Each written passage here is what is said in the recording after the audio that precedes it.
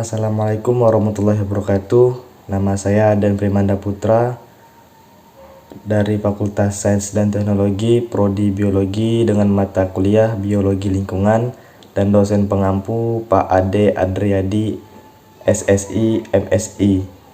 Di sini saya akan menunjukkan video animasi tentang bahaya polusi dan dampak bagi lingkungan sekitar. Indonesia termasuk negara dengan polusi udara yang tinggi. Polusi adalah zat yang mempunyai efek berbahaya atau beracun pada lingkungan. Apakah kalian tahu bagaimana polusi mempengaruhi badan kita? Terdapat dua cara polusi memasuki udara.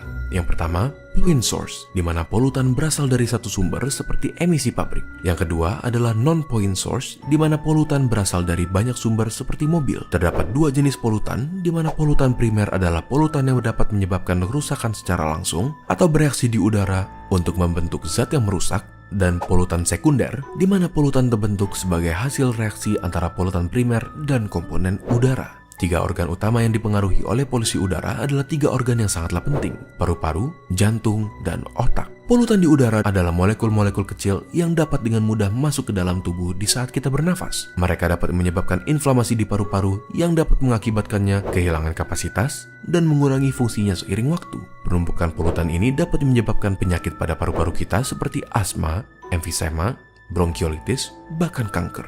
Terlebih lagi, molekul buruk ini bisa masuk ke aliran darah, seperti membuat jantung kita stres dan bekerja lebih keras untuk berusaha menyediakan tubuh dengan jumlah normal oksigen. Molekul-molekul ini bisa menyebabkan inflamasi dan konstriksi pada pembuluh darah, yang bisa juga menyebabkan stroke jika pembuluh darah yang terlibat berhubungan dengan otak. Selain itu, molekul-molekul ini bisa memecahkan plak yang sudah terbentuk sebelumnya di pembuluh darah akibat pola makan yang tidak sehat dan mengakibatkan blokir pada pembuluh yang terlibat. Hal ini dapat menyebabkan kondisi yang mengancam nyawa seperti serangan jantung maupun stroke. Biasanya, mereka yang rentan terhadap masalah kesehatan akibat polusi udara adalah mereka yang mempunyai kondisi pada jantung dan paru-paru, ibu-ibu hamil, pekerja di luar ruangan, orang tua, anak di bawah umur 14 tahun, dan atlet yang berlatih di luar ruangan. Jadi, bagaimana cara kita menghindarinya? Berikut adalah 5 tips dari WHO. Pertama, batasi berjalan di jalanan yang sibuk, dan jika membawa anak kecil, angkat mereka supaya berada lebih tinggi dari posisi knalpot. Kedua, batasi menghabiskan waktu di daerah yang ramai kendaraan seperti lampu merah. Ketiga, jika kalian berolahraga, lakukanlah di daerah yang lebih tidak berpolusi.